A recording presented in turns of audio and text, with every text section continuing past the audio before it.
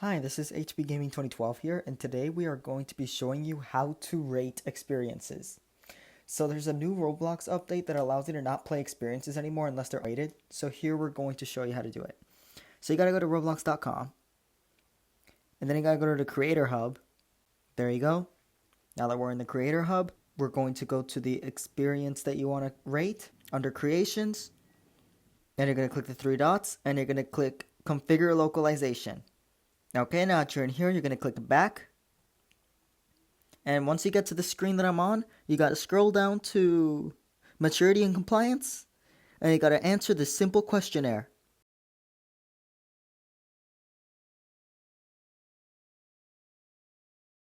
Alright, now that we're done, it's going to show your rating, which is moderate for this game. And we're going to click submit. Now do this to the rest of your games, and then they should all be playable by another account.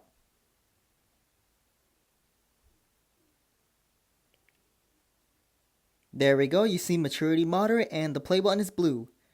You should be able to click on it, and there you go. Subscribe if this helped. Bye.